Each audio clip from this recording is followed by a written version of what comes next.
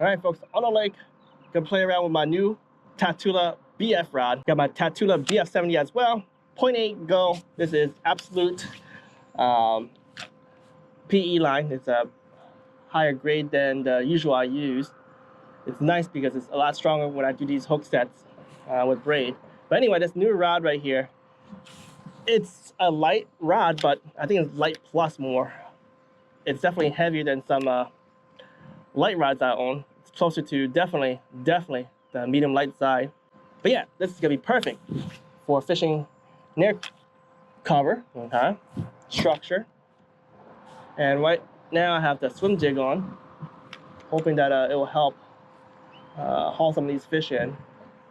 Having a weed guard right now is very important because as you see, there's a lot of gunk out here, okay?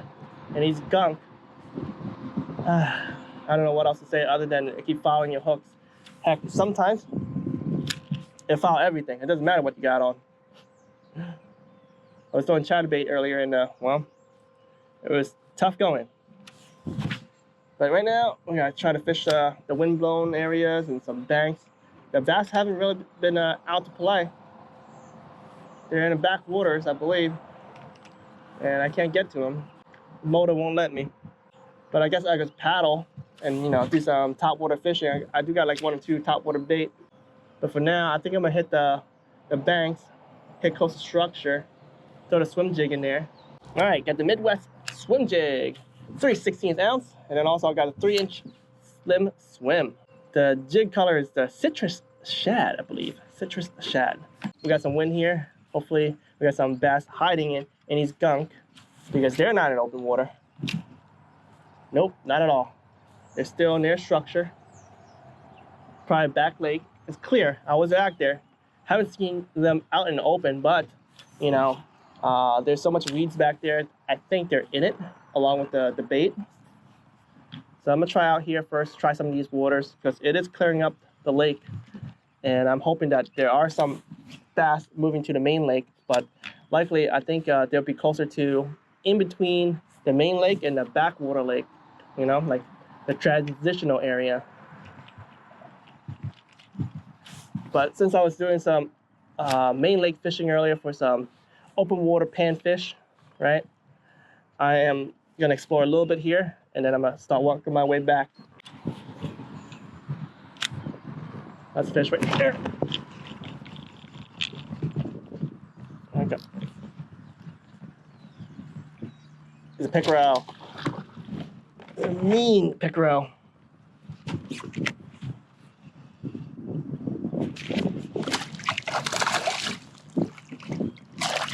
Yeah. Woo. All right, dude.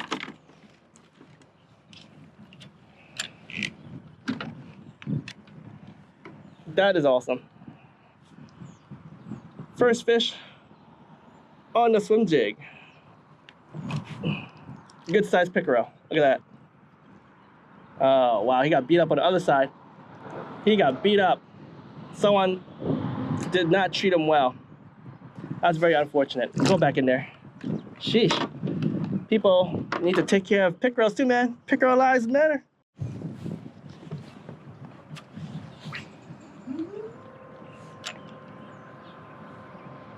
Let's fish.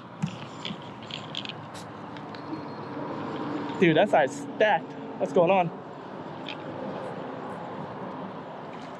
All right. Here we are.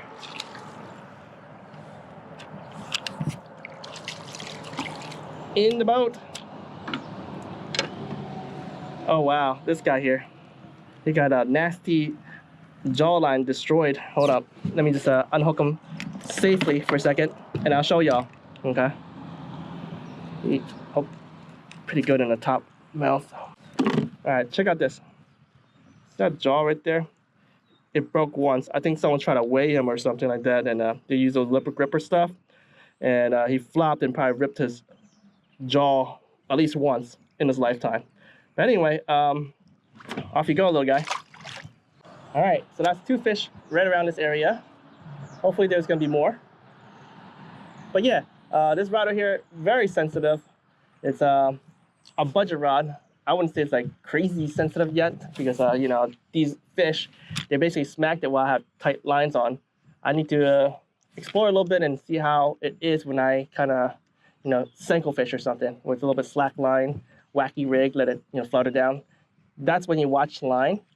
But when you watch line too, you still feel your line sometimes. But yeah, I did feel those 2 taps. Those are great taps. And hopefully we'll get some more taps very soon. All right, that wasn't too bad. 2 fish in this area. Hopefully we get a few more. But yeah, the water out in the main lake is clearing up. We got a lot of gunk. I think these fish like to have some structure at the moment. Until the bait fish is like out in open water, I don't think they care to be in open water either. They'll just stay put, you know, wait. Water temp right now is 60, so maybe a little bit cooler. I think when it hits like real 55 or midday, it'll be okay. Like this morning when I got here, the air temp is 60, and then the water temp was 55. I was running a charity bait, didn't catch that many, but I did catch a few. I don't think I'll create an episode for that, but man, very sensitive. I've getting some taps, micro taps. I think it's tail nippers. We have some active bluegills, perch, crappies out here, and that's the only thing that's biting right now in open water. Like I even had some top water fun earlier for bluegills. Like I caught so many bluegills top water. Okay, that is fun.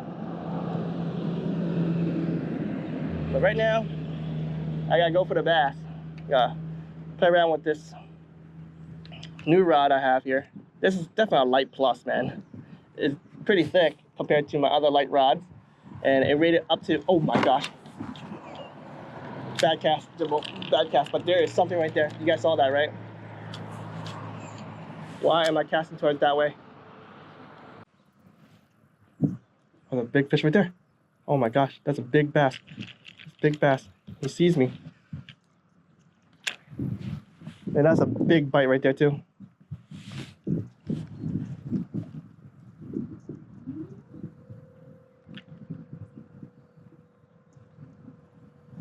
Yeah, these bass are in here. Huge bass are in the cover. I just saw a fish. He came out of nowhere, but he saw my kayak and it was like, nope, I want nothing. There's fish right there to be caught.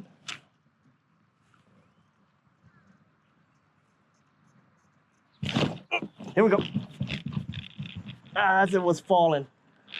As it was falling. Here we go. Another big bass right next to him. Right next to him. Another good sized bass right there. Came up to it. Dude, I wish I had my phone here today. But they're in there, and I'm gonna catch a few more. All right, this is what, 1.5 pounder maybe? I'll be up. You guys saw that? The whole line went down. Oh my gosh, oh my gosh, what's happening?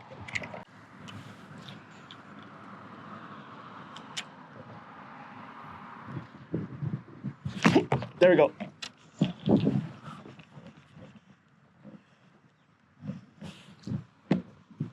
I did not feel him because I was letting him fall, but I saw the line move. Then I cranked up a little bit, set the hook. There it goes. Salad face. Oi, oi, oi, oi, hold up. Here we go. All right, there you guys have it. Another bass. But yeah, they're right on the edges. This is gonna be fun. Swim jig right on the edges. That's what I like, man. That is what I like.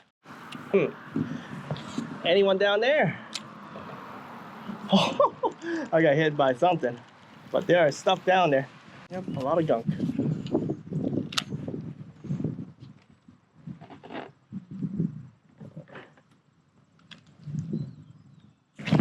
Nope, this time's not. It was a fish hiding. Hiding. Hiding. Oh, there's another one. There is another one. There's another one. I gotta stay quiet. See, there's another one right there. I don't know if you guys can hold up. They're in there. Look, yeah, he's right below him. Okay, I'm gonna bring him out. Nice bass. Yeah, they're in cover, bro. Oh, he's right below me, right below me. Oh my gosh, I was chasing after this guy right here. But this is a nice chunky, 2.5, maybe, close to 3. Off you go. That's a fish. Ooh, it was a pickerel. I saw his flash, no good. Check my line. Oh, he frayed it.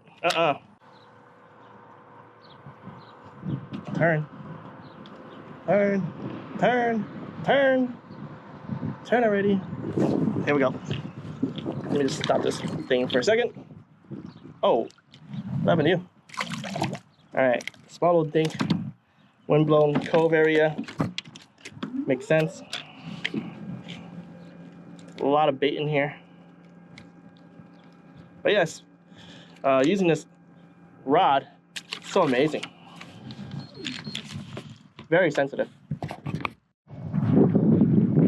Oh, the afternoon wind came, so it is gonna pick up, I think, bites. I like the wind, but I don't like the wind on this kayak. I got like, oh my gosh, got a fish out here. These open water stuff, man. Open water. Let me stop this motor. We have gunk, right? Mid-lake. When you have gunk like that, it usually holds fish. And this is the biggest fish of the day.